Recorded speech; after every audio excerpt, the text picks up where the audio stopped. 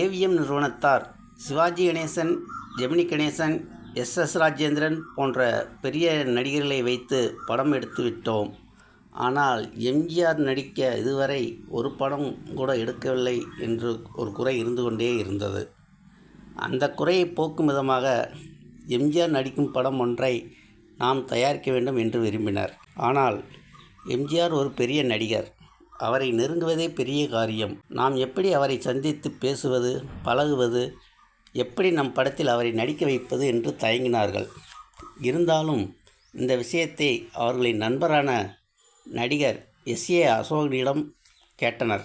அதற்கு அசோகன், எம்ஜிஆர் மிகவும் தங்கமானவர், பழகுவதற்கு மிகவும் இனிமையானவர், நல்லவர். அவரிடம் உங்களின் விருப்பத்தை தெரிவிக்கிறேன். அவர் கண்டிப்பாக உங்களை சந்திப்பார். அதற்கு நான் ஏற்பாடு செய்கிறேன் என்று கூறினார். அவர் சொன்னபடியே எம்ஜிஆரை சந்திக்க ஏற்பாடும் செய்தார். அசோகன் ஏவிஎம் நிறுவனத்தாரை வாகினி ஸ்டுடியோ மேக்கப் ரூமில் இருந்த எம்ஜிஆரை சந்திக்க அழைத்துச் சென்றார். அந்த நேரத்தில் எங்க வீட்டு பிள்ளை படம் வெளிவந்து சூப்பர் ஹிட் ஆகியிருந்தது.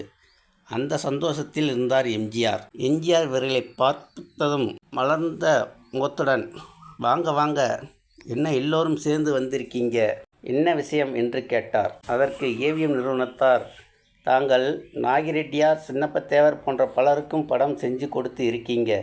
எங்களுக்குத்தான் இன்னும் நீங்கள் ஒரு படம் கூட பண்ணலை. எங்கள் நிறுவனத்தில் நீங்கள் படம் செய்யணும் என்று கூறினர். உடனே எம்ஜிஆர், அதுக்கென்ன, ஏவிஎம்முக்கு கண்டிப்பாக செஞ்சிருவோம், ஏற்பாடு பண்ணுங்க என்றார். எம்ஜிஆர் அன்போடும் உற்சாகத்தோடும் ஏவிஎம்மில் படம் செய்ய சம்மதித்தார். இதனால் சந்தோஷமடைந்த ஏவிஎம் நிறுவனத்தார் டைரக்டர் ஏசி திரிலோகசுந்தரை அழைத்து விவரத்தை சொல்லி, எம்ஜிஆருக்கு ஏற்றாற்போல் ஒரு கதையை எழுதச் சொல்லுங்கள் என்றனர். அதன்படி அன்பேவா என்ற பெயரில் கதை எழுதப்பட்டது. இப்படியாக அன்பேவா என்ற மாபெரும் வெற்றி படம் எம்ஜிஆரை வைத்து ஏவிஎம் நிறுவனத்தார் தயாரித்தார்.